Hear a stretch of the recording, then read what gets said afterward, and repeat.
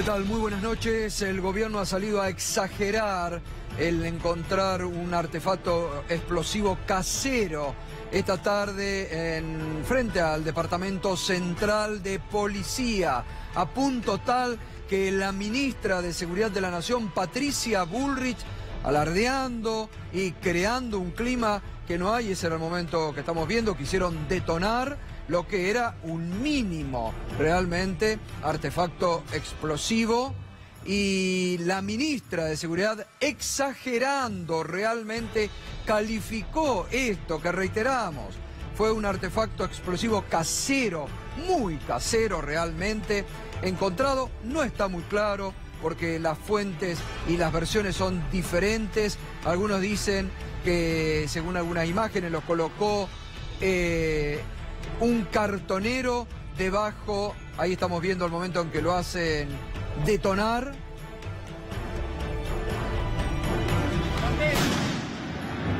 Bueno, este era el momento en que lo hacían detonar. Reiteramos, este artefacto explosivo encontrado debajo de un carro de asalto de los que están habitualmente allí en el Departamento Central de Policía. La ministra de Seguridad, digo en un tono exagerado para lo que realmente era y lo que ustedes observaron, esto dijo a través de su cuenta de Twitter. Pusieron un artefacto explosivo con 3 tanques de butano en el Departamento Central de Policía.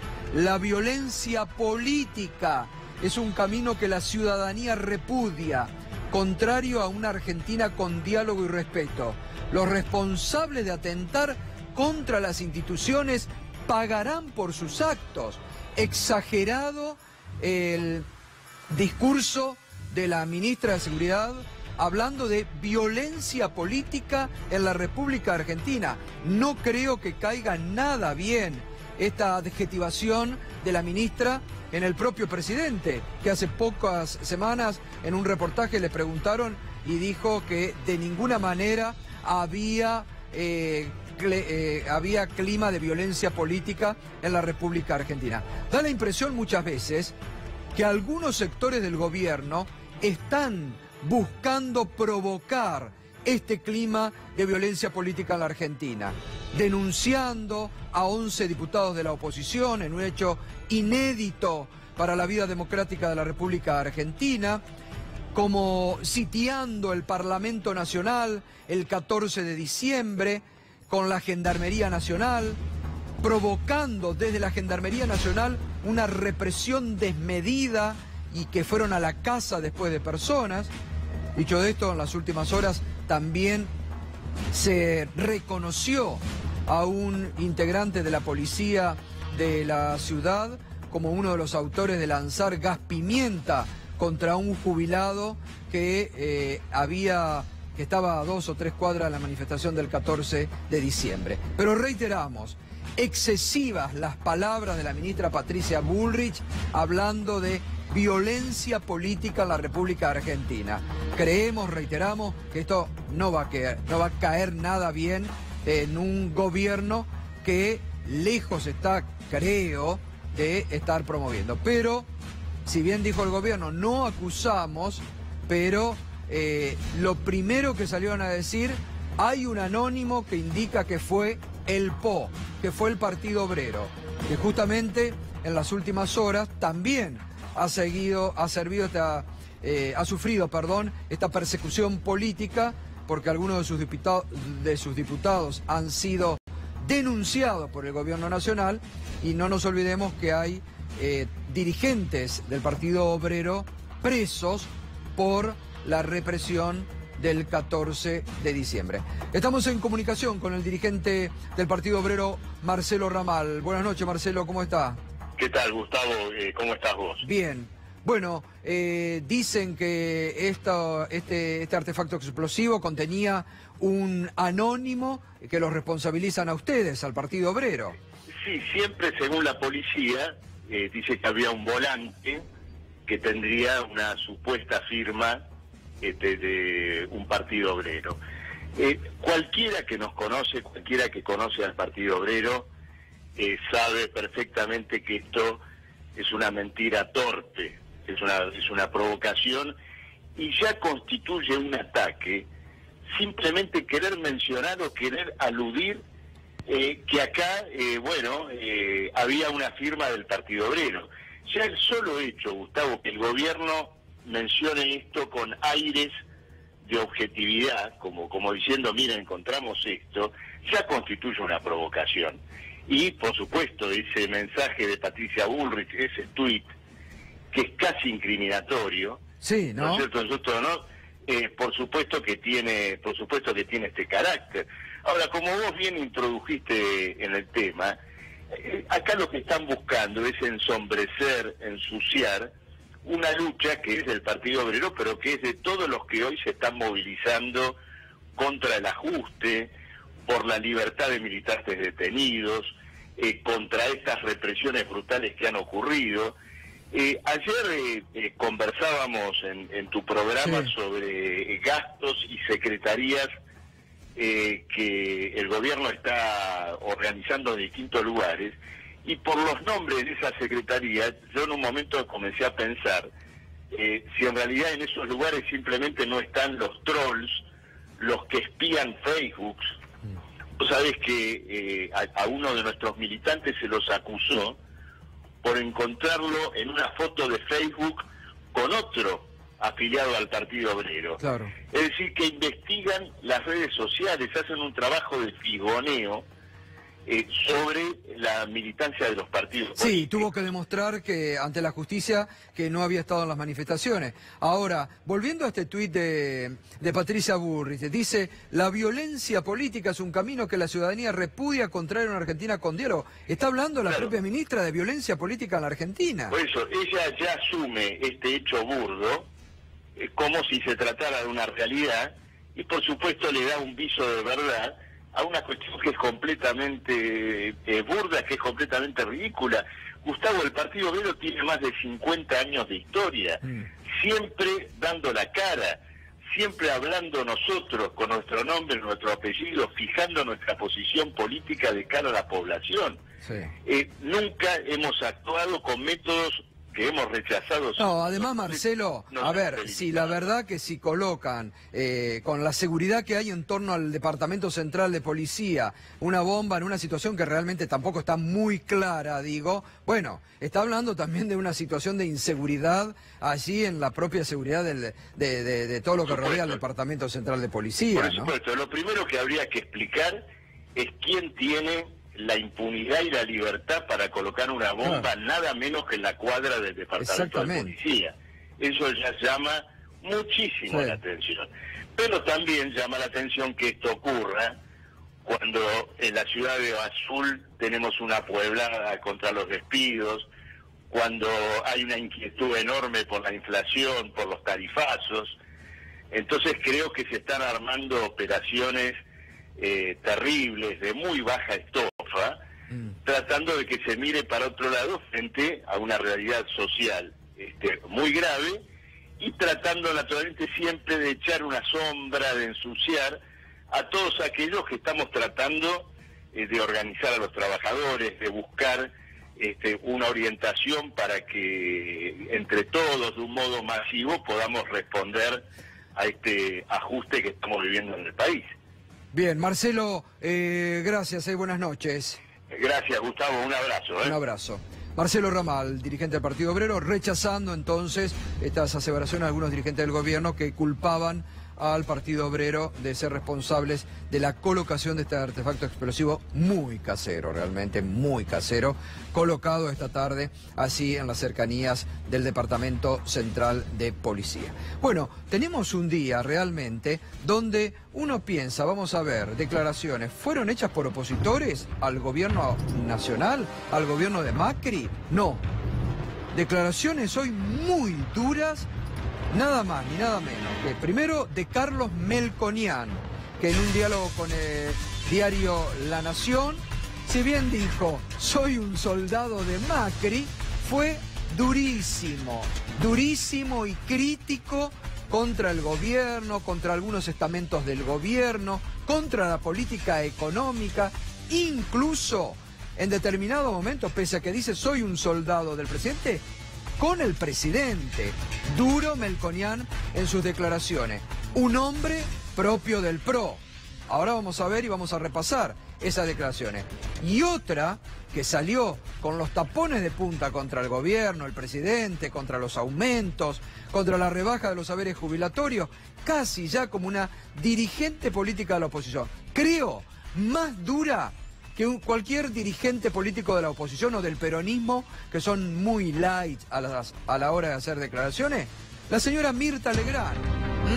Así no, Mauricio, tirón de oreja para el presidente de la Chiqui Legrand, muy dura también en sus declaraciones contra Macri, porque dijo que está veraneando demasiado, que no se tendría que haber ido de... Por eso digo, no son declaraciones ni de ningún político de la oposición, ni de ningún periodista crítico, son los amigos del poder quienes hoy han salido a marcarle la cancha al propio presidente. Y además que tenemos esta noche, bueno, una de las frases de Melconian: le hicieron creer a Macri que lloverían dólares.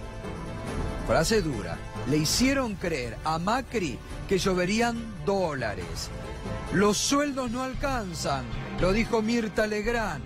Y además, una información exclusiva, atención, atención laburantes del correo, la trae Alejandro Berkovich. Se viene un ajustazo fuertísimo en el correo. Se planea la eliminación de algunas de las áreas sensibles del correo. Enseguidita te lo adelanta Alejandro Berkovich, en medio de donde la justicia, no nos olvidemos, la justicia todavía tiene que determinar por la plata que el grupo Macri le da deuda al Estado por los cánones que no ha pagado en los últimos años. Esa causa judicial duerme el sueño de los justos.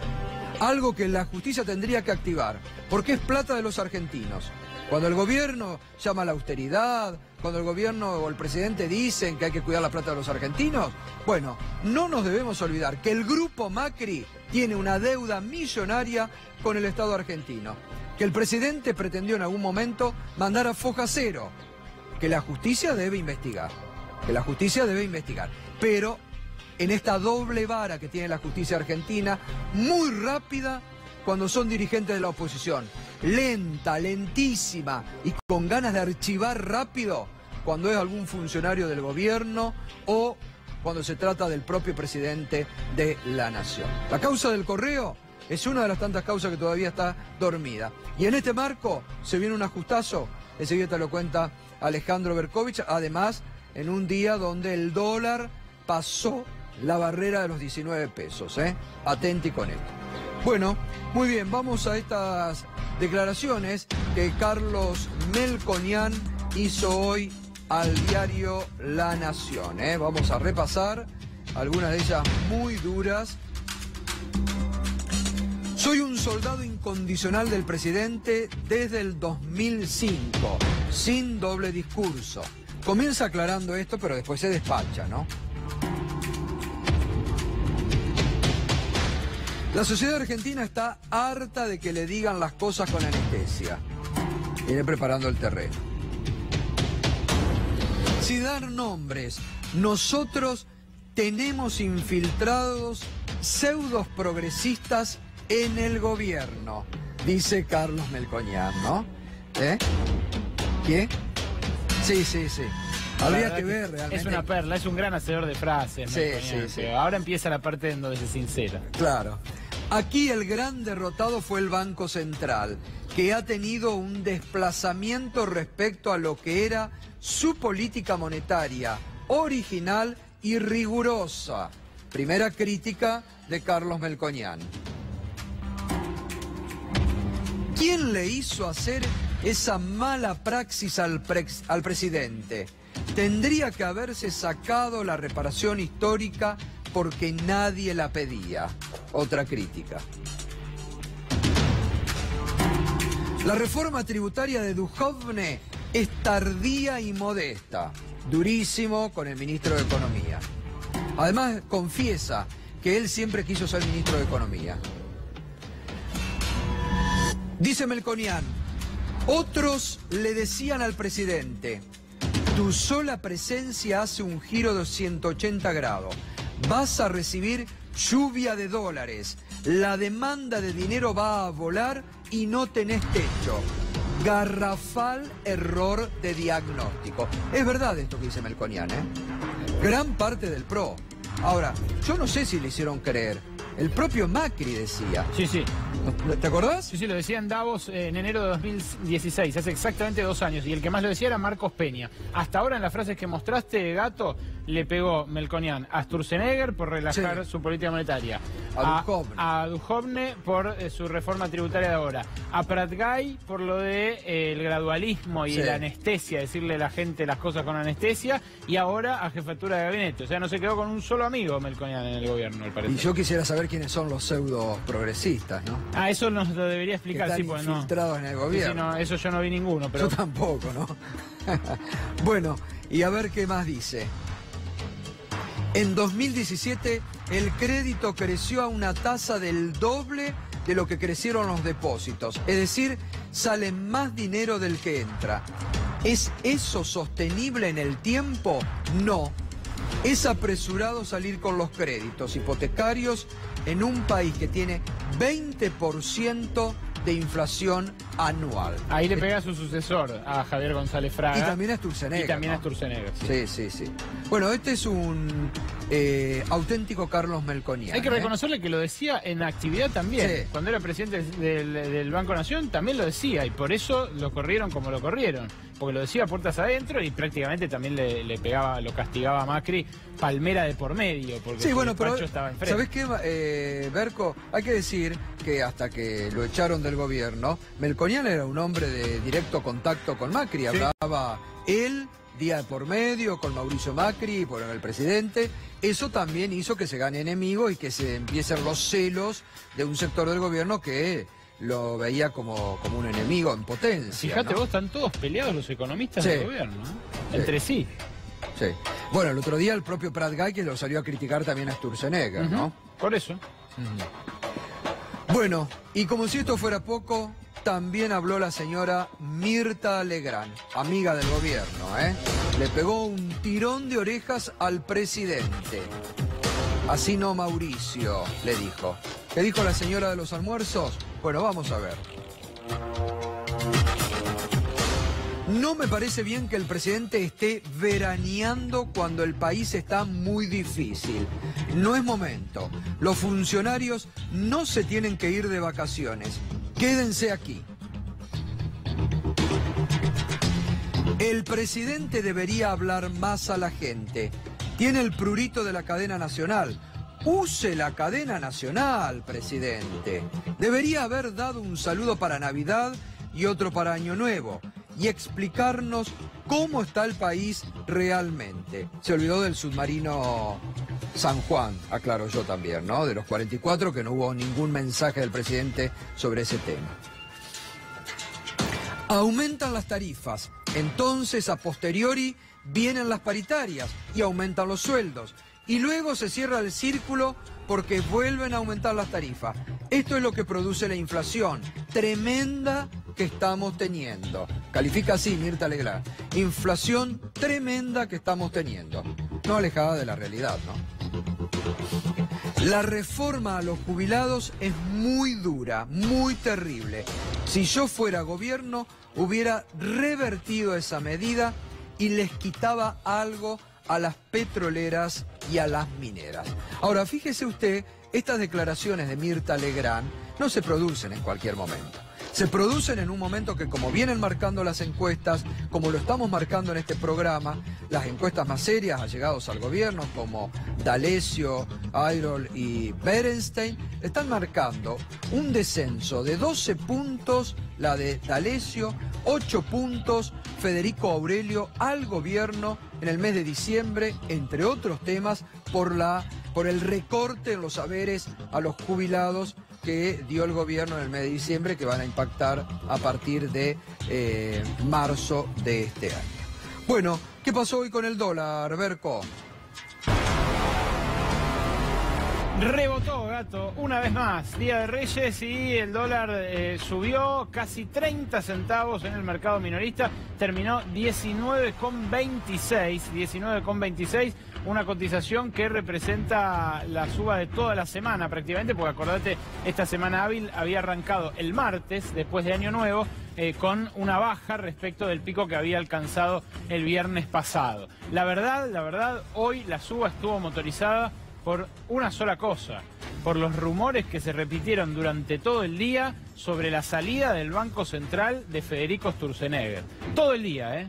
Todo el día de operaciones, todo el día, todas las mesas de dinero de la City, preguntando, escribiéndose entre sí, WhatsApp que viene, WhatsApp que va, con Punta del Este, porque el poder está allá, en buena medida el poder financiero en este momento está entrando a la recepción que organizó Gabriel Martino, el CEO del HSBC, triunfante, una especie de ministro sin cartera, ahí en la huella de José Ignacio, pero entre WhatsApp, preguntas, llamados y demás, la incertidumbre se apoderó de la City y por eso estos casi 30 centavos que subió el dólar en la jornada de hoy. ¿Cuál es la expectativa? ¿Qué va a pasar el martes, cuando Federico Sturzenegger deba renovar una vez más uno de esos mega vencimientos del EVAX, para ver si dura hasta ese momento? Primero, a mí la verdad que todos los allegados de él con los que pude hablar me dicen que él planea seguir, incluso con el gesto de rebeldía que ayer anticipamos va a tener a fin de este mes, cuando viaje a Basilea, Suiza, muy cerquita de donde va a estar el presidente Macri en Davos,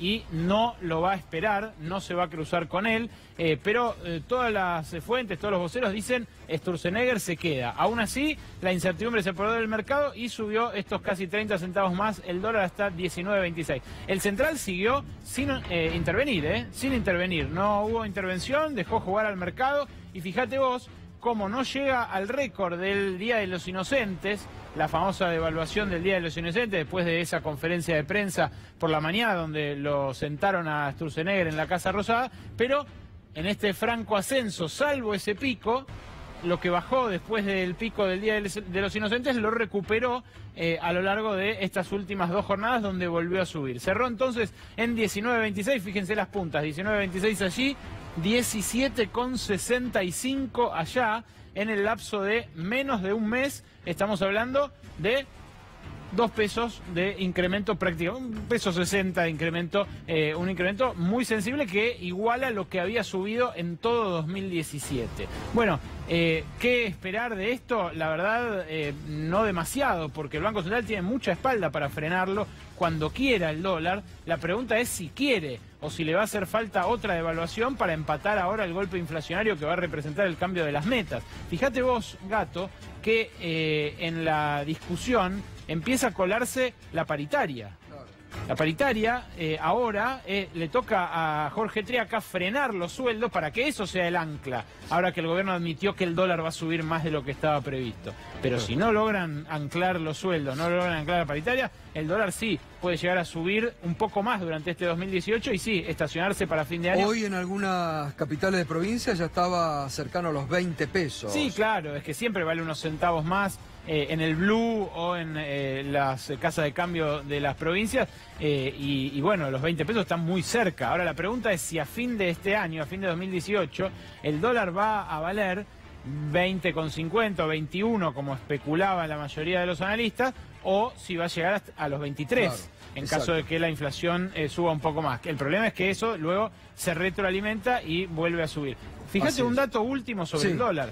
Ayer, casi en un acto de desesperado de agarrar todo lo que pueda de angurria financiera, el ministro de Finanzas, Luis Caputo, salió a vender bonos por 9.000 millones de dólares. Todo este año van a colocar 30.000 millones de dólares. Vamos a 5 de enero y en 5 días ya colocaron un tercio de eso. ¿Por qué es eso? Porque tienen miedo que el viento se vuelva de frente en lo que queda de este año. Que Estados Unidos suba la tasa de interés, que el mundo se ponga de frente, digamos, empiece a jugarle en contra de la Argentina. Ahora, fíjate vos, con 9.000 millones de dólares que ayer no entraron en efectivo, pero se comprometieron a entrar, aún así hoy sube el dólar 30 centavos. Claro. Sí, sí, bueno, hay evidentemente las internas del gobierno y cierta desconfianza marcada también por los propios mercados en lo que pasa en la interna del gobierno están afectando. A ver, ¿qué pasa con el correo? Que es lo que se viene ajustazo en el correo. Es así, Gato, la información exclusiva que les traemos lamentablemente es que el correo, de manera subrepticia y sin hacerlo público, con un nuevo presidente que acaba de reemplazar a principios de diciembre a Jorge Irigoyen, Luis Freixas es el nuevo presidente, un completo desconocido para el gran público y para la política, pero un hombre que viene de Autopistas del Sol. Todos quedan en el grupo Macri, al parecer, porque siempre el correo, desde que asumió Macri, lo manejaron ex-SOCMA de los que estaban en Correo Argentino en esa gestión fallida que hubo entre el 2000 y el 2004, y ahora al que puso es a un ex ejecutivo de Autopistas del Sol, que como ustedes ya saben también era parte el grupo Macri de ella, y tanto era parte que decidió aumentar los peajes y luego vendió sus acciones cuando ya habían subido. Bueno, ¿qué decidió este buen hombre? El 22 de diciembre presentó el procedimiento preventivo de crisis ante el Ministerio de Trabajo. Estos son los tres grandes jugadores, lo que ustedes vieron recién. Andrés Ibarra, ministro de Modernización, Mauricio Macri y también Mario Quintana. Mario Quintana, ¿por qué es el tercer jugador importante? Bueno, de Ibarra, que es un ex-SOCMA, depende el correo. Ibarra estuvo en el correo en la época de la privatización, esa privatización que dejó debiendo 300 millones de dólares. Pero este hombre, Quintana, Mario Quintana, le acaba de dar el permiso y es el que siempre gestiona a favor de OCA, de la gran competencia privada del correo argentino. Y el plan Quintana contempla, una vez echados los trabajadores que creen ellos que hay que echar del correo para que funcione, una especie de fusión para rescatar a OCA y que las dos se dediquen a llevar paquetes de Mercado Libre, a llevar paquetes y logística, digamos, para reciclar algo que en todo el mundo está en crisis, que es la entrega de cartas y de facturas, que ya ni siquiera las empresas están entregando facturas a los domicilios. Estos son los tres actores en pugna. El procedimiento preventivo de crisis se lo mostramos recién, ahí está el facsímil, por si alguien lo duda, ahí está la fecha de recepción del expediente, 21 de diciembre, ahí está la fecha de la firma y la firma del apoderado, Ricardo Pacífico, apoderado del correo oficial de la República Argentina, que presenta, como dice ahí, el procedimiento preventivo de crisis para ser ingresada en la mesa de entrada del Ministerio de Trabajo. ¿Qué quiere decir un procedimiento preventivo de crisis? Cuando una empresa demuestra que por razones ajenas a su propio movimiento el negocio está en crisis, el gobierno, con el aval de los sindicatos, puede habilitarla a no respetar las paritarias ni los convenios colectivos de trabajo y a cerrar áreas enteras y cambiar las condiciones de trabajo de los empleados. Esto es lo que pide el correo. Esto es lo que pide el correo. Le pide al Ministerio de Trabajo que corra vista a los gremios postales, y que los gremios postales avalen con una pistola en la cabeza, porque los gremios postales están sufriendo la amenaza de 4.000 despidos en el correo desde hace 2 años. En el correo trabajan 15.000 personas, 17.000 personas más o menos. Bueno, esos gremios son los que aceptarían este procedimiento preventivo de crisis para flexibilizar completamente el correo y que despidan a menos gente. ¿Qué es lo que pide Freixas, el hombre nuevo que puso Macri en el correo? Lo dice el propio texto al que accedimos. Primero muestra esto, mirá, Dice que la empresa ha experimentado déficit crónico desde 2009 y que eso se agravó a partir de 2012. Pero, ¿querés ver cuándo se agravó el déficit fuerte del correo? Es cierto, mira, hasta acá venía ganando plata. Venía en 2%, 1% del resultado. Estamos hablando de rentabilidad sobre ingresos. Venía ganando plata. Cuando perdió plata fue en la época de Macri. Entre 2000 y 2004 el Estado perdió plata porque no pagó un solo canon. Dejó debiendo 296 millones de dólares. Luego, entre 2004 y 2009, la gestión estatal ganó plata. No pidió subsidios al Estado. En 2009 empieza a perder plata y empieza a pedir subsidios. Marginalmente. 1, 2, 3, 4%. En 2014 y 2015, perdón, sí, en 2014 y 2015 empieza a perder ya un 15% de los ingresos. Se recupera en 2015 a un 11% de los ingresos y fíjate, en 2016 pierde un 27%, tiene una rentabilidad negativa del 27%. Era el primer año de la gestión de la gente que venía a hacer bien las cosas en el Estado con conocimiento de las empresas. repito, venía perdiendo 11, 15, 19% en el peor de los casos y pasó a perder el 27% en 2016, año de real debacle de Correo Argentino. Y en la última, que les quiero mostrar el procedimiento preventivo de crisis, se ve lo que quiere hacer la nueva gestión del Correo con sus trabajadores y en definitiva con el Correo, con todas las sucursales que cubren todo el país. No es esta, esta es la carátula del procedimiento. En la que viene, que les vamos a mostrar, van a ver las cosas que piden. Lo que piden es, primero, no respetar la paritaria, no hacer efectivo el pago de la última cuota de la paritaria, o sea, no pagar el aumento de sueldo que ya habían comprometido pagar. No aplicar la contribución que tienen firmado por paritaria con el gremio por parte del Correo. Una contribución que, dicho sea de paso, la había firmado un actual funcionario en el gobierno anterior, pero que había sobrevivido de la gestión Macri. Se llama Gonzalo Díaz, el funcionario. Y acá, fíjense, dice, es necesario acordar la reestructuración de las áreas de distribución, clasificación, telegrafía, giros, sucursales y resto del plantel operativo. O sea, todo. Claro, todo. Todo. Todo. Hubieran puesto directamente todo. Sí, sí. En sus niveles de ocupación. En realidad queremos cerrar el Correo. Bueno, falta decir. Bueno, es que no lo van a decir abiertamente, pero digamos, todo va a que quieren cerrar o vaciar el Correo. Está clarísimo, ¿no? Y acá lo dice más o menos textualmente, Gato. Al mismo tiempo, abajo de todo, en la última línea. Al mismo tiempo, todas las actividades que se desarrollen y no generen valor agregado cesarán. Acá lo tenés el final. Cesarán. Todas las actividades que se desarrollen y no generen valor agregado cesarán. Más claro que por escrito, hay que escribir una carta. Bueno. Gracias, Berco. El gobierno que va directo a ajustar otra área del Correo, el Correo en este caso, ¿no? Reitero, sería muy bueno que el grupo Macri le pague al Estado argentino lo que le adeuda en cánones, ¿no? La plata de hoy, esos 290 ¿Cuánto es? 1.800 millones de pesos al tipo de cambio. Y dicho sea de paso, en el concurso, que se convirtió en un juicio de más de una década, la fiscal Gabriela Boquín rechazó la condonación de esa deuda que propuso el grupo Macri desde el gobierno, ya desde el Estado con los integrantes del grupo Macri, un escándalo del cual hemos dado cuenta abundantemente. Sí, y que entre otros mereció la renuncia del procurador Carlos Balbín, porque se oponía justamente a lo que el gobierno quería hacer, que era condonar esta deuda. Bueno, Oscar Isasi, secretario general de ATE de la provincia de Buenos Aires, digo, siguen ajustando sobre el Estado, porque el Correo es un emblema también de algo cercano al Estado, ¿no? No, sin ninguna duda, digamos, el aval electoral que le significó en octubre al gobierno nacional y a gran parte de los gobiernos provinciales lo están utilizando para hacer reformas estructurales en la Argentina que tienen que ver con medidas de fondo para garantizar la ganancia de los poderosos en las próximas décadas y ajustar en lo que hace a los trabajadores del Estado y a las áreas sociales del Estado que tienen que ver con los que menos tienen.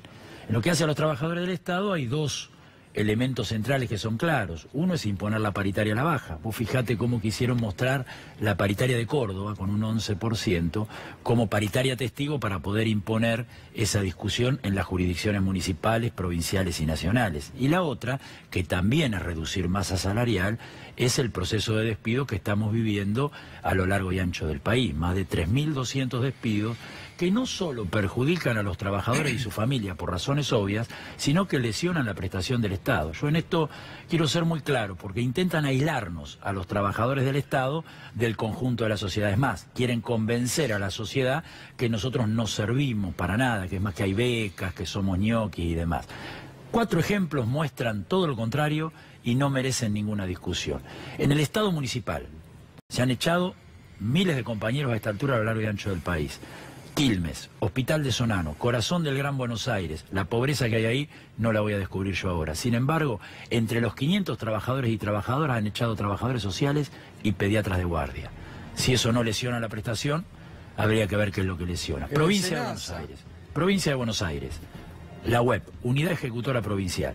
La gobernadora Vidal se jacta por los medios diciendo que va a invertir lo que recuperó del fondo del conurbano bonaerense, entre otras cosas, construyendo y reparando escuelas. La unidad ejecutora provincial tiene mano de obra calificada para poder construir y reparar escuelas. Es como los hospitales, no puede ser cualquier arquitecto, tiene que estar orientado a poder desarrollar esa tarea. Sin embargo, 200 trabajadores, mano de obra especializada, que se puede utilizar para invertir parte del fondo del conurbano para mejorar las escuelas, son despedidos. Estado Nacional, SENASA, control de calidad de alimentos, 170 trabajadores despedidos. No solo genera angustia a las familias por razones obvias, sino que además lesiona una prestación tan importante. Fábricas militares, FANASUL. FANASUL está en azul, obviamente, en el centro de la provincia. Allí hay uno de los cerros más importantes de extracción de piedra para una serie de tareas. FANASUL es experta en explosivos, desarrolla el tema de explosivos. Sin embargo, es cerrada la fábrica. ¿No llama la atención? ¿No habrá un negocio detrás en relación al cierre de esa empresa? Ahí también se lesiona el aspecto productivo del centro de la provincia de Buenos Aires. ¿Qué busca el gobierno, Santoro, creando, digamos, despidos, lo que se viene dando, la rebaja a los jubilados en diciembre, digo, no pareciera ser el mejor momento del gobierno? A ver, primero me parece importante revalorizar el rol del empleo público, digo, en ese sentido, yo hoy creo que la gran mayoría de los que estamos en Cambiemos valoramos mucho el aporte que realizan las plantas de empleados públicos. También hay que decirlo que todo sueldo que se paga desde el Estado sale del sueldo del trabajador. Entonces hay una ecuación compleja que hay que buscar permanentemente un equilibrio, ya que si el Estado le va a estar metiendo la mano en el bolsillo a algún trabajador con sus impuestos, que implica indefectiblemente menos calidad de vida para cada asalariado en el sector privado, que aquello que recibe del Estado sea óptimo, sea de gran calidad y demás. Y en este sentido, hace muchos años en Argentina no venimos teniendo una política de calidad en el empleo público. Lamentablemente, y los despidos recientes lo ponen, digamos, de manifiesto, personas que cobraban sin asistir en el Congreso o que tenían enormes índices de ausentismo.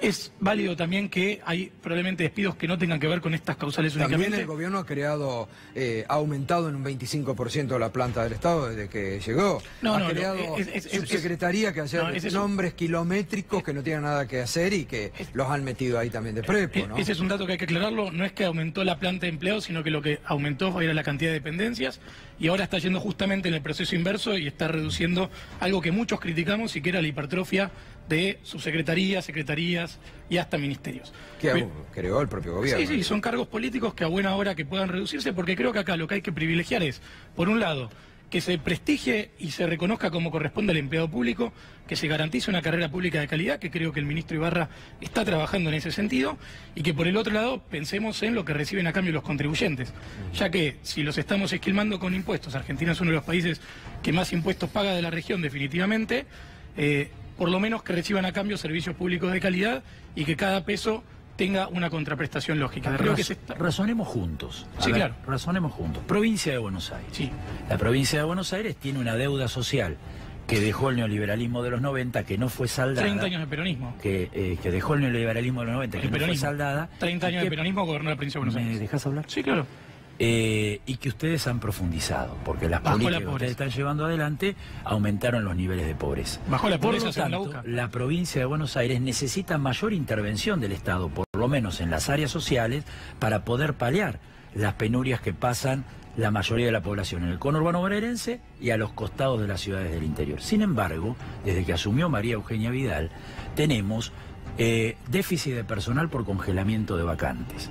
La provincia de Buenos Aires tiene la menor cantidad de trabajadores por habitantes de todas las provincias. Sin embargo, tiene un bolsón de pobreza significativo que todos conocemos. Cuando el sistema sanitario tiene que ir al barrio a intervenir decididamente para por lo menos paliar las enfermedades fruto de la pobreza, el Estado desfinancia la política de salud. ¿Por qué digo esto? Porque hoy la provincia de Buenos Aires nuevamente vuelve a tener en el presupuesto más bajo comparado entre todas las provincias, casi igual al de Capital Federal en lo que tiene que ver con salud, pero con 4 veces su población.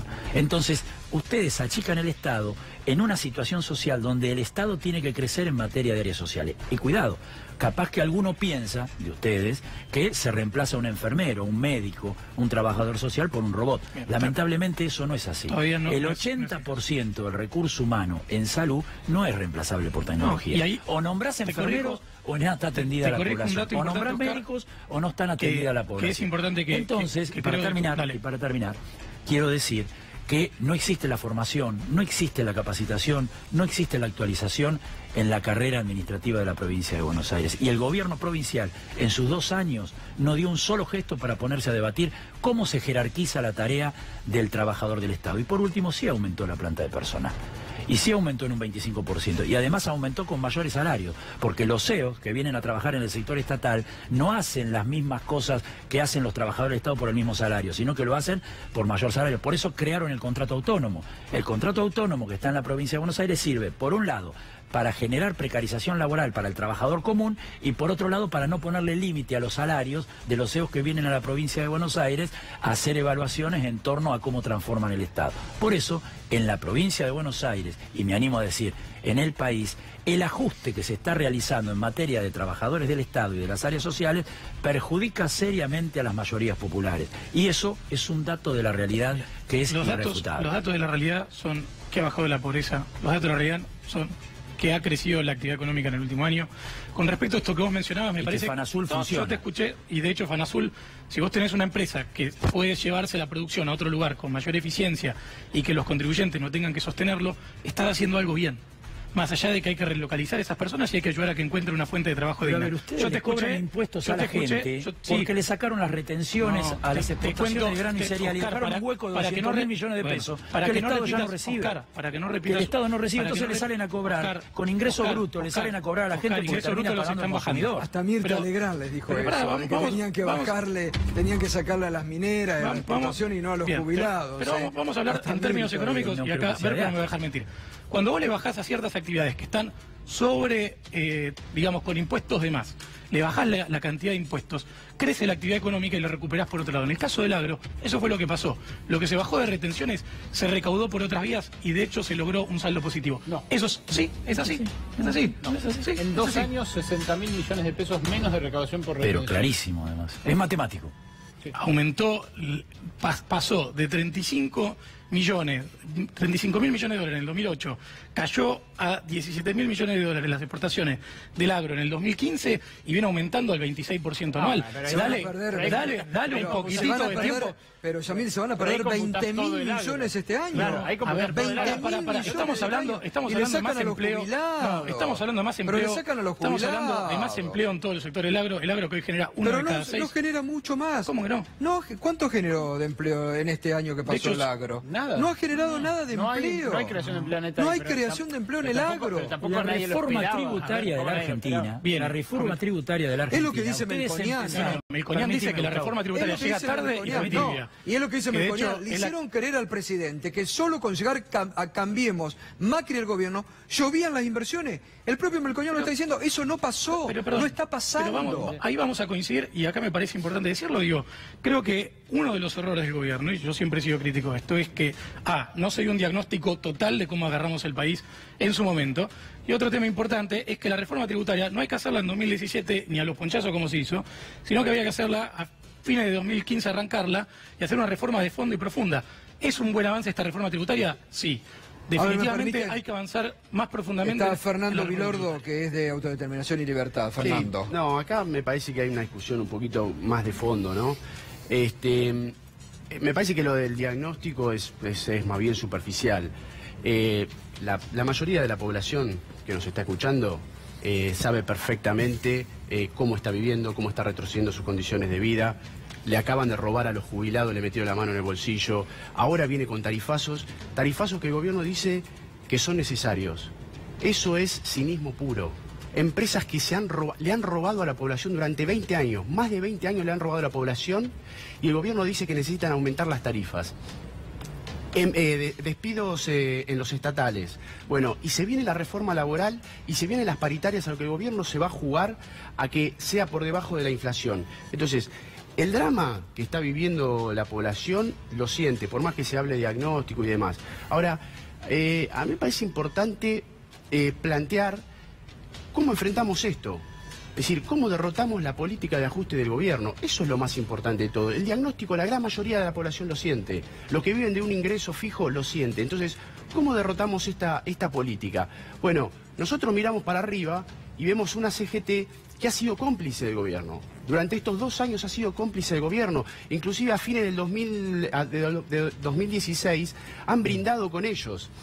Y ahora están hablando de que posiblemente no haya paro en el 2018. Ellos están diciendo, bueno, ¿qué le queda a los trabajadores? Los trabajadores tienen que construir fuerza desde abajo, hacer asamblea en los lugares de trabajo, ser protagonistas y hacerlo con la mayor unidad posible. Eso es lo fundamental de cara a lo que viene. Puede haber distintos proyectos políticos en función de esa pelea, pero lo primero que se necesita es derrotar esta política de ajuste del gobierno.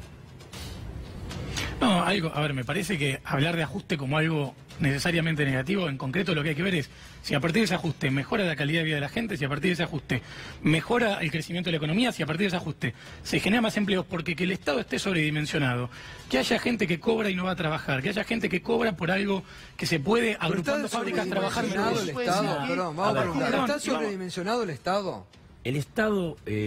vuelvo a repetir, ¿para qué? Si es un Estado que no le interesa llegar a la población en materia de salud, en materia educativa con calidad, en materia de políticas de niñez, seguramente vos vas a tener enfermeros, médicos, trabajadores de niñez que sobran. Ahora, si es un Estado que hace lo que tiene que hacer, que es intervenir para mejorar las condiciones de vida de la gente, vamos a ver que el Estado necesita trabajadores y trabajadoras calificados para que puedan desarrollar esa tarea. Lo cierto es que si vamos a los hospitales, yo no tengo mucho que decir esto que decía él, vos vas a los hospitales y falta personal, vas a las escuelas, falta personal, vas a los organismos de niñez, falta personal. Entonces no está sobredimensionado el Estado. Es una infamia decir que están despidiendo porque son ñoquis. Es más, reivindicamos acá a los trabajadores y trabajadoras del Estado, a los enfermeros que se levantan todos los días a la mañana y le ponen el pecho a pesar del vaciamiento que hay en el sistema público porque quieren hacer el negocio de la enfermedad. Hablemos de la realidad del sistema de salud público. A los que van a la escuela, a los que van, permitime, a los que van a la escuela y todos los días limpian, hacen la limpieza institucional o enseñan a los pibes en condiciones muy precarias o le dan de comer a muchos pibes que cada vez son más por las políticas de hambre que ustedes llevan adelante, o aquellos trabajadores de niñez que no tienen absolutamente nada y sin embargo le ponen el pecho y con una caricia tratan de resolver a los pibes las penurias que están pasando cotidianamente. Reivindicamos al trabajador del Estado, porque nosotros como trabajadores del Estado somos los que trabajamos para nuestro pueblo. A veces, como en este caso, a pesar de las políticas del gobierno que muestran una insensibilidad que es manifiesta y notoria. Pero tienen problemas. Ustedes quieren hacer la reforma a fondo en este año. ¿Por qué? Tienen un aval político a partir de octubre y se sienten que tienen un cheque en blanco. La reforma de seguridad social que ustedes lograron votar mostró claramente que no tienen un cheque en blanco. Porque los millones de compatriotas que se movilizaron, no solo al Congreso, sino en todo el país, más allá del operativo mediático de querer mostrar al pueblo argentino como violento, los millones de compatriotas que se movilizaron, muchos de ellos, había claro que no pensaban como el gobierno, pero otros los habían votado a ustedes para que eliminaran el impuesto a las ganancias en el salario. Es más, a la noche del día 18, los cacerolazos tenían que ver con mucho de la base social que había votado a Cambiemos. Tienen dificultades para la reforma laboral que ustedes pensaban brindar el 31 de diciembre, que es un verdadero programa de los empresarios para que haya mano de obra esclava, porque no es una reforma laboral. Ustedes pensaban brindar con la reforma laboral votada, no la pudieron hacer. La armonización del Instituto de Previsión Social. ¿Leíste un proyecto de reforma laboral? Del Instituto de Previsión Social. Porque le estás adjudicando alguna reforma que... Explícame en qué consistía, honestamente, porque se está diciendo que es trabajo esclavo. Digo, primero viola la Constitución Nacional, con lo cual no pasaría ningún examen judicial. Primera falacia de lo que está diciendo, lo cual es una falta de respeto a la gente. Segunda cuestión, estás hablando de un proyecto que no leíste, con lo cual estás criticando algo que pudo haber sido y no fue y nunca leíste. Pero no le ladres a la luna. No, le estás mintiendo a la gente. Lo que estoy diciendo, además, que la armonización del Instituto de Previsión Social que significaba rebaja jubilatoria, que significaba aumento de la edad jubilatoria, no la pudieron hacer por la unidad que hubo y la masividad que hubo en la resistencia. Tienen dificultades para realizar los cambios estructurales que ustedes plantean. Van a seguir insistiendo y van a seguir teniendo dificultades. Porque esto que dice el diputado, esto que dice es cierto, la unidad más amplia y la masividad va a frenar las intenciones que tienen ustedes de profundizar los cambios estructurales para garantizar la riqueza de los poderosos. Porque ustedes empezaron con una reforma tributaria, enunciando una reforma tributaria que iba a ser progresiva, que iba a gravar el impuesto inmobiliario, rural y urbano, que iba a disminuir los ingresos brutos, y terminaron cediendo a todos los lobbies. Y terminaron cediendo a todos los lobbies. A ver, Oscar, entonces, te acabo de escuchar 10 minutos, te pido la palabra. Permíteme. Entonces, ustedes están gobernando para concentrar más riqueza en los poderosos. Bajo la y pobreza. Subestiman al pueblo argentino. Bajo la pobreza. Subestiman al pueblo argentino. Se están generando reformas sustanciales en materia educativa para empezar a, por primera vez, en el último periodo de la Argentina, empezar a hablar de calidad educativa, que es lo que garantiza... docente frente a alumno, miles de docentes frente a alumno, ¿sabés cuánto cobra? Le pongo número a Mirta Legrand. ¿Sabés cuánto cobra un docente frente a alumno en la provincia de Buenos Aires? Una provincia clave para el desarrollo de nuestra patria. 12.000 pesos, 12.500 pesos. ¿Sabés cuánto está la línea de pobreza? 16.000 pesos. ¿Sabes cuánto está la canasta mínima? La mínima, no para vivir bien, 25.000 pesos. ¿Dónde está la política para mejorar las condiciones de un elemento tan clave como es el docente frente a alumno para poder enseñar? Te respondo. Ahí estuvo el planteo de la gobernadora de empezar a dar un premio por presentismo que fue rechazado por el gremio porque justamente no quería tener que dar cuentas de la presencia. Después tenés, y vale también decirlo, cuando vos tenés 2, 3, 4 personas que cobran por un cargo y en lugar de que premio por presentismo que si una mujer era sometida por violencia de género, por ejemplo, tenía que ir a trabajar porque le quitaban el premio. Porque le quitaban el premio. Estás forzando un argumento cuando no es la realidad de lo que pasa. 40 grados de fiebre tiene que ir a trabajar porque en lugar de pagarle 12.000 pesos le pagarían 12.500 pesos. Entonces, eso que vos estás hablando, de cuánto es que se cobra cada trabajador, más allá de la cantidad de horas que trabaja, si tenemos que desde el Estado pagar 4 sueldos, 3 sueldos, en lugar de pagarle bien a un trabajador, si el Estado no controla calidad de presentismo, de que cumpla cada uno con las responsabilidades que tiene, esa plata se disemina en varios sueldos. ¿Qué es lo que pasa de los médicos? Yo, de hecho, vengo de comunidad de médicos y te digo cómo era muy fácil. La gran mayoría marcaba presente o hacía que algún amigo le marque el presente, daba pocas horas y se iba a trabajar al sector privado, lo encontrabas en la clínica de la vuelta para compensar el sueldo, porque el sueldo que recibía el Estado, no de ahora, de los últimos 20 años, era bajo. Entonces el problema que tenemos acá es que muchos de los empleados públicos, sobre todo en materia de salud, no están debidamente... Claro, eso lo hacía un chanta, un ladrón. ¿Qué estás diciendo? Pero pasa, los médicos son chanta, que los docentes no trabajan y no quieren trabajar. Es una infamia, esa es la concepción que hay que empezar a corregir ese tipo de abusos que perjudican a la gente. Que tienen ustedes para nada. ¿Sabes por qué no funciona como decís, Oscar? Porque cuando se cesantea a alguien por ausentismo es porque las ausencias están comprobadas. Surge de las cosas que vos decís. Surge. El aumento salarial surge de la auditoría y de no laburan los docentes. Los médicos generalizados se rajan todo porque no quieren una laburar. Propuesta concreta de la gobernadora de mejorar salario en base a presentismo. Fue rechazada por el gremio. Nosotros teníamos una propuesta concreta de que ningún salario estuviera por debajo de la línea de pobreza y fue rechazada por María Eugenia Vidal. Te cuento, hay una discusión, porque hay una discusión primero, acá no podemos reducirlo solamente a trabajadores estatales, que si hablamos de trabajadores estatales, primero tenemos que hablar de trabajadores despedidos y también trabajadores que se encuentran precarizados durante años y que este gobierno lo mantiene. Pero el problema no es solamente trabajadores estatales, pues si no parece que es una discusión como la que están tratando de llevar, o la está tratando de llevar. Acá es un problema general. Es decir, acá la mitad de los trabajadores de este país cobra menos de 10.000 pesos. Hay un 30% de pobre y 30% de trabajo precarizado. Por supuesto, esto viene de décadas, ¿no? Ahora, el gobierno lo está profundizando, porque hay que ponerlo también un poco en números. ¿Y quiénes están ganando con este gobierno? En el año 2016, de las 500 principales empresas, 384 tuvieron ganancias. 384 las principales empresas. Para lo que lo está escuchando, saben lo que pasó en el 2016. Los tarifazos, el poder adquisitivo que se perdió. Es decir, hubo grandes ganadores. El cinismo del presidente de la Nación cuando dijo, bueno, acá hay que hacer todos un esfuerzo, eso es claramente mentira. Acá hay un sector que está ganando y está ganando mucho. Artículo del diario La Nación, de principio de diciembre, informe de la Comisión Nacional de Valores. Entre las empresas que más han ganado en el 2017 ha sido empresas de servicios públicos. ¿Por qué han ganado empresas de servicios públicos? Gracias a los tarifazos que impuso este gobierno. Entonces, esto es el abanico completo. Y otra cosa más. Hay una cosa que le tenés que explicar a la gente, es cómo financias el déficit. Y otra cosa más. Si no empezás a corregir tarifas, ¿cómo financias el déficit? Explícale a la gente. Están endeudando. Explícale a la gente.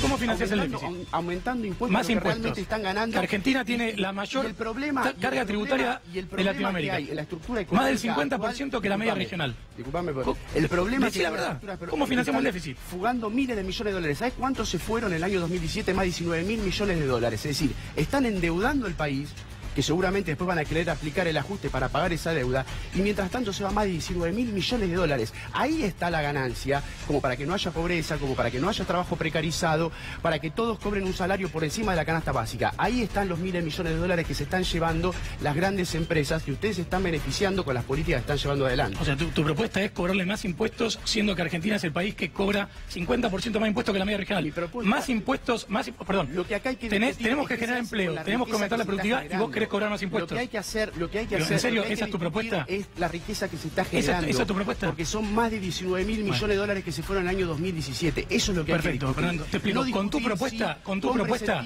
hay menos inversión, hay menos empleo, peor salario real. Un país a lo largo de la historia se ha desarrollado con inversiones extranjeras. Cuando vienen a traer $1 es para llevarse 2. Es la historia de este país que hay que recorrerla, y el problema del déficit comercial que ha tenido siempre ha sido eso. Perdón, lo que estás diciendo es mentira.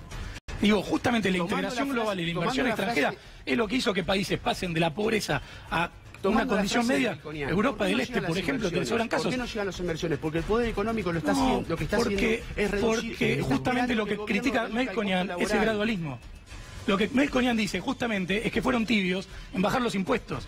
Justamente lo contrario de lo que vos estás diciendo. El problema de la Argentina, vamos a ser claros, vamos a tomar posición. El problema que en Argentina es una reforma tributaria. Hay que bajar impuestos. Hay que gravarle la riqueza a los que ganan cuando la economía se estanca, cuando la economía crece y cuando la economía decrece. Esos 200 grupos económicos que manejan la Argentina, asociados a los grupos financieros que ganan siempre. Ahí hay que ir a buscar eso para redistribuirla de una manera más justa. Está bárbaro. Y a quién hay que exceptuar los impuestos. Hay que llevar, perdón, te lo digo en serio, hay que llevar la discusión con un poco más de altura. Lo que está diciendo es un eslogan. Acá la pregunta es, ¿a quién le cobras cuánto impuesto para que la economía crezca, para que el Estado se financie, para que no tengamos problemas con el déficit? Ya te dije, digo, no es una pavada lo que estás planteando. A las mineras y todo eso son ejemplos claros. Le cobras a las exportaciones y Argentina para darle crédito hablando al pequeño productor, al pequeño comerciante, para que pueda generar empleo, para que pueda recuperarse la rueda. ¿Qué es lo que se hizo? La ley PYME fue en ese sentido. La ley Emprendedores facilita también la creación de empresas. Entonces, la reforma laboral busca justamente el blanqueo laboral. Porque la realidad impositiva en la Argentina es que el sistema impositivo es cíclico, débil e injusto, porque se descarga... Es regresivo, atenta contra los pobres y hay que cambiarlo. Ese es el sistema tributario argentino. A las empresas que ustedes representan. Por ejemplo, bajando el ingreso bruto, que es un impuesto distorsivo, o sellos y otros tantos, ayudás a los menos favorecidos. Eliminaron el único impuesto progresivo que tiene la Argentina, que es el impuesto a la riqueza. Bienes personales lo eliminaron en 3 años. Y ganancias prometieron bajárselo a los trabajadores. Hay más trabajadores que pagan ganancias y a las empresas se lo bajan del 35 al 25. Son impuestos progresivos que de elemental concepción generan huecos en el Estado que después lo pagan los jubilados con la reforma es un tema de doble imposición, si querés lo se enseñan en los primeros años de la carrera, vos lo sabés, son impuestos que hay que bajar el IVA, hay que subir ganancias, hay que subir bienes personales, en todo el mundo se llama impuesto a la riqueza. ¿Por qué la reforma tributaria no enfoca? Te hago una observación, si cobras, yo creo que hay que aumentar ganancias y de hecho debería ser el impuesto principal, el impuesto al ingreso. Hay que bajar los impuestos al consumo, estamos 100% de acuerdo. La baja de ingresos brutos, ellos en ese sentido. Y bienes personales, si cobras ganancias, volver a cobrar por los bienes que alguien tiene. Igual que el impuesto a la herencia. Mucho más hay que cobrar. Y mucho más impuesto a la herencia. Milton Friedman, los monetaristas querían impuesto a la herencia. Por eso, algunos ortodoxos, digamos. Bastante clara. Si querés redistribuir, tenés que sacar donde hay plata. No podés sacarle al que no tiene. O le sacás al que tiene plata con una reforma impositiva, seguís descargando los sectores populares. Acá, en estos casos vamos a estar de acuerdo. Hay que cambiar la matriz tributaria. Económico, pero 2 más 2 es 4. Yo no fui a ninguna facultad de ciencia, pero si no le sacas al que tiene para redistribuir entre los que no tienen, y la Argentina no es Marruecos. La Argentina no es un país que solo tiene pesca y arena, y entonces se terminó la pesca y está destinado a morir de hambre. Es un país inmensamente rico, cuyo problema es que la riqueza está concentrada en pocas manos. Entonces, si te zarpás cobrando impuestos, la economía no crece y nos perjudicamos todos. Hay que encontrar un equilibrio y creo que se está avanzando en ese sentido. Bueno, les agradezco, como siempre, por el debate. Sí. Quiero decir algo que me parece importante. Nosotros, en relación a los despidos, en primer lugar, hemos decidido medidas en fabricaciones militares para el día para el día martes, donde vamos a cortar las distintas rutas y calles en donde están las fábricas militares, reclamando la reapertura de la fábrica Ahora FONASUR. enseguida, tras la pausa, van a estar los compañeros. Y el día de miércoles fabricaciones hacemos un militares. plenario nacional de delegados municipales, provinciales y nacionales en el Consejo Directivo Nacional de ATE para definir los pasos a seguir y las medidas a Yo seguir. le quiero preguntar a Yamil, porque una vez que tenemos uno de Cambiemos, ¿vos sabés quién es el progresista infiltrado? ¿Se rió cuando lo dijo Melconian? Tengo mis sospechas, pero no es un tema de progresismo infiltrado, hay distintas visiones. ¿Quién En es tu Cambiemos sospecha? pensamos muchos de forma distinta. ¿Quién es el nombre? No, creo que igual Melconian lo ha dejado claro más de una vez que no se llevaba muy bien con el A ex mí me ministro. dijo un funcionario una vez, Para acá, si me lo pero, permiten. de Me hecho dijo fue en un una funcionario lista, una vez, fue una y lista ahora con está en el onda, con orden lo cual nacional, que hay funcionarios que cuando echan a alguien dice, bueno, no lo pudimos evitar, y hay otros que tienen orgasmo. Me lo dijo un funcionario. Bueno, pausa y enseguida vamos a estar con los obreros de la fábrica de Azul, que anoche realmente fue multitudinario. Mire lo que ha sido, mire lo que fue anoche Azul, movilizado contra los despidos, ¿no? Y después vamos a ver unas imágenes anteriores de las cuadras y cuadras con la marcha de los trabajadores de Azul y también los rostros, ¿no? Los rostros, mire esa imagen de los trabajadores por las calles de la ciudad de Azul. Multitudinaria realmente, enseguidita, en vivo, los despedidos de la fábrica militar de Azul.